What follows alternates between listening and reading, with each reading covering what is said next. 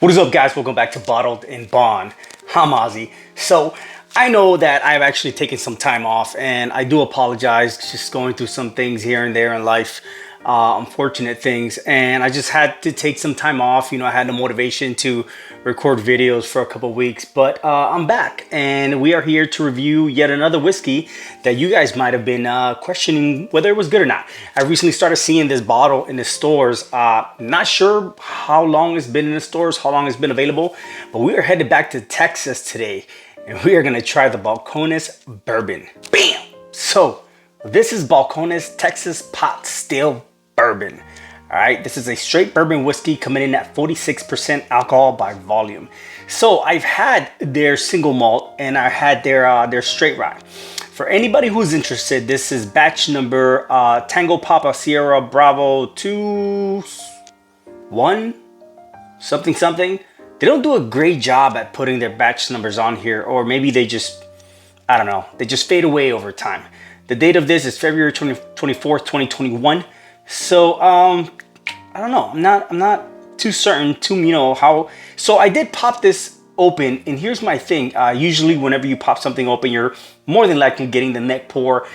This may be you're getting a higher proof, at least in flavor. You're getting something that was maybe touched by the cork, maybe tarnished it, maybe it made it better, and within time, aeration, it can make it better or it can make it worse.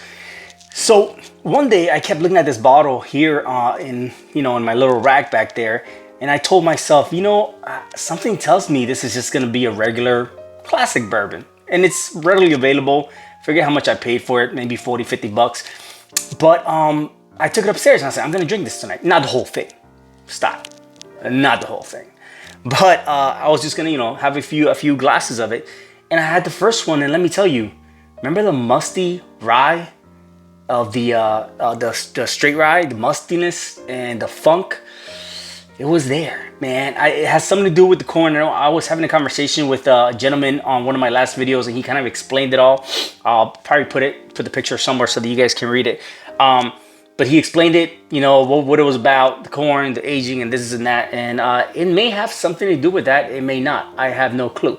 But on the back, it says it is aged at least 24 months in oak. Remember, if you go back to my Balcones straight rye, I said that, what do they mean by in oak? Are they talking about an oak barrel? Are they talking about in just oak staves and wood chips? I have no idea. But he kind of touched base on that a little bit. So it's never chill filtered, never colored. Again, never colored. It's rare that I see something like that in a bottle. So I'm hoping people aren't still doing that. But anyways, I opened it up. And yeah, there's a funk. So I said, this deserves a review. It's not regular bourbon. It's a different bourbon. And the climate in Texas is so much hotter, and those barrels expand so freaking much that maybe it's just getting more of that musty oakiness out of those staves. But nonetheless, let's open this baby back up. Oh yeah, strong smell. The cork smells good. I will say that much. Oh man, sweet cherries. Sweet cherries with a little bit of that wood. You get a little bit of that corn, that peanut. This reminds me of, there's these, what does it say, like a marmalade? It kind of does, kind of like a marmalade, strawberry preserves. But there's these kind of like the fruit roll-ups, but they're like natural. They're grainy, and I don't want to say they're for kids, but they're more like a natural. I forget the name. It's if I find it, I'll probably post it up somewhere up on this video so you guys know what I'm talking about. But it's that thick marmalade-like strawberry, grainy, and a little bit of like a woody to it. It's a good smell. You also pick up a little bit of that funky and a little bit of that musty, not leathery. So it's on the nose. There's no leathery, nothing like that. But there's a little bit of a funk, a little bit of a must. In a kind of good way. You obviously have that honey as well in there, almost like a port wine, like as if this was aged in like a port wine barrels. It's not bad at all on the nose. Cheers. Still honey cherry forward. You get a little bit more of that oakiness. It's like a charred oakiness, and and a little bit of a caramel towards the back end with, man, there's something there.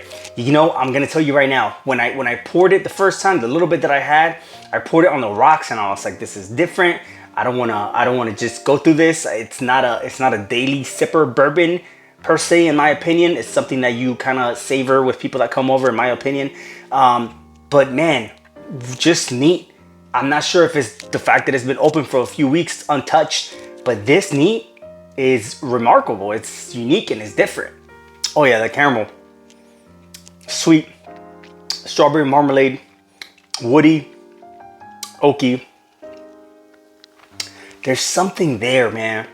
And I do say honey and cherries, but there's a different note that I'm not picking up, and it's kind of like a honey baked cookie. It incorporates something else that gives it that great body. And look at the legs. Jeez, I wish you guys can see this. It has some very thick legs for 24 months, man.